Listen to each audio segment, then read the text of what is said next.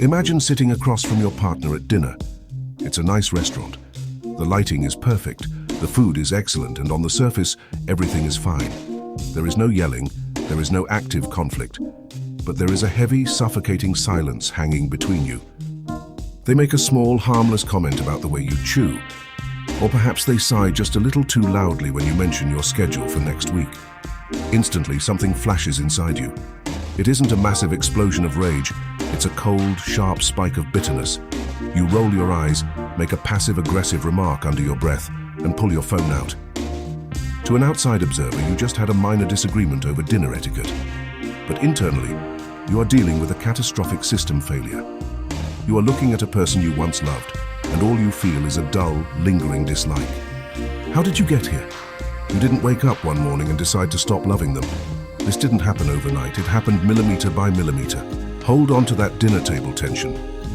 Because before I show you how to purge this poison from your system, we need to talk about a hidden mechanism. We need to talk about why the things you don't say are the exact things that are killing your connection. The internal diagnostic, the corrosive byproduct. Welcome back to the lab. I'm the mind mechanic. Today we are diagnosing the silent killer of the romantic engine, resentment. In engineering, if you run an engine without changing the oil, microscopic metal shavings build up over time. They friction wear the cylinders, clog the filters, and slowly degrade the performance. The driver doesn't notice anything wrong on day 1 or even day 100. But eventually the friction heat spikes, a rod throws, and the engine is completely destroyed. Resentment is the emotional equivalent of those metal shavings. It is the calcified residue of unexpressed boundaries. When your partner does something that crosses a line or fails to meet a core need, your system registers a small error code. But instead of speaking up, instead of opening the hood and fixing the wiring right then, you decide to let it go, to keep the peace. You tell yourself it's not a big deal, but your subconscious mind remembers. It takes that unexpressed frustration and stores it in your shadow. And your shadow doesn't just sit on it, it begins to ferment. From the perspective of evolutionary psychology, resentment is actually an old survival mechanism. In early tribal environments, if a member of the tribe cheated you, took your resources, or disrespected your status, your brain needed a way to flag that person as an unreliable system component. Your brain uses resentment as a protective shield. It freezes the emotional connection to prevent you from being vulnerable with someone who has repeatedly proven to be unsafe. But here is the modern malfunction. In a long-term relationship, if you freeze the connection to protect yourself, you also kill the intimacy. You cannot build a thriving relationship with someone your evolutionary hardware has flagged as an enemy. Let me introduce you to a coaching client of mine named David. David was a textbook nice guy, agreeable, conflict avoidant, and incredibly proud of how rarely he argued with his wife, Sarah. He told me, "I'm a patient guy. When she snaps at me or forgets our plans, I just take it on the chin. I don't like drama." But David had a physical symptom he couldn't explain. Every time he drove home from work, his jaw would lock so tightly it caused tension headaches. His shoulders were constantly pulled up to his ears. This is the neurology-physiology connection in action. Your mind can lie to you and say, "I'm fine," but your nervous system keeps an absolute, flawless ledger of every debt. David thought he was being a patient husband. In reality, he was keeping a secret mental ledger of all of Sarah's infractions.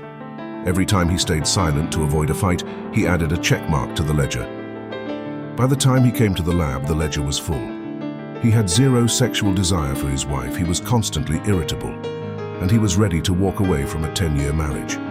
He didn't understand that his patience wasn't a virtue, it was a design flaw. He was starving the engine of fuel to avoid a temporary spark. Before I give you the precision tools I used to help David clear his ledger, let's look at how this corrosion shows up on your instruments. 1. The passive-aggressive leak. When resentment is trapped in the basement, it can't come out directly, so it leaks sideways. You start using sarcasm, sharp tones, or jokes that have a bitter edge to them.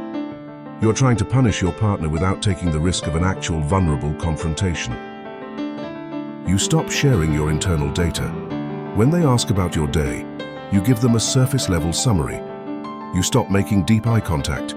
You are protecting your system by raising a digital firewall, slowly treating your partner like a roommate instead of a teammate. When resentment takes over your cognitive software, it alters your memory files. You stop remembering the good times. When you look back at your history together, your brain filters everything through a bitter lens, convincing you that the relationship has always been broken.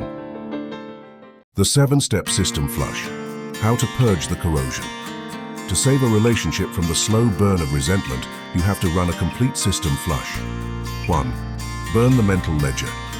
The first step is a brutal act of candor. You have to admit that you have been keeping score. You cannot fix a relationship while holding a list of past offenses over your partner's head like a weapon. You must make a conscious decision to either address the old data or delete the file entirely.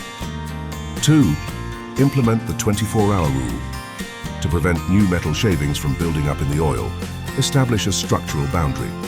If your partner does something that triggers an emotional sensor reading, you have 24 hours to bring it up.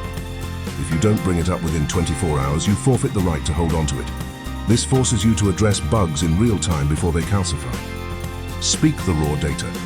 When you do bring up an issue, do not attack their character. Use clean, objective data. Instead of saying, "You never prioritize me," say, "When we didn't spend time together this weekend, I felt incredibly disconnected from you." You are describing the system status, not blaming the operator. The radical candor override. Resentment thrives in the dark. It grows because you are afraid that telling the truth will blow up the relationship. But you must realize that keeping silent is already blowing it up, just on a slower fuse. Choose the short-term discomfort of an honest conversation over the long-term terminal illness of resentment. Audit your own boundaries. Here is a direct truth. You are usually resentful of others because you are failing to protect yourself. If you are bitter that your partner doesn't help around the house, it's often because you haven't set a clear, unshakable standard for cooperation. Stop waiting for them to guess your rules. Install the software. The forgiveness calibration. Forgiveness isn't a soft, emotional feeling. It is a calculated, strategic choice. It is the recognition that holding on to past data is costing you more energy than the error was worth. It is a gift you give to your own nervous system to lower your internal voltage. The micro-reset ritual. At the end of every week, sit down for a 5-minute system diagnostics check. Ask each other one simple question. Is there anything small from this week that we need to clear out before we head into next week? This acts as a regular oil change, keeping the lines completely clear of debris. Closing the loop, saving the marriage. So what happened to David? We sat down and opened his mental ledger. It was painful. He had to look Sarah in the eyes and confess to a year's worth of small, unexpressed hurts that he had been hoarding. Sarah didn't explode. She wept. She had no idea he was carrying that weight because his nice guy mask had been so perfect. Once the old data was purged from the circuit, the physical tension vanished. David's jaw unlocked. His headache stopped. By learning to face the temporary fire of conflict, he saved his relationship from the permanent ice of resentment. Summary of the calibration. Resentment is the silent tax you pay for avoiding honest communication. We've diagnosed the ledger of debt. We looked at the evolutionary psychology of tribal grudges and the neurology-physiology connection of physical tension. We installed the 24-hour rule and practiced the micro-reset ritual. If you feel the chill of bitterness creeping into your relationship, do not wait for the system to crash. Open the hood, tell the truth, and clear the lines. If you are trapped in a relationship dynamic that feels completely stuck, this is exactly the technical breakdown we map out in my private coaching sessions. Let's get your engine running cleanly again. I'll see you in the next session.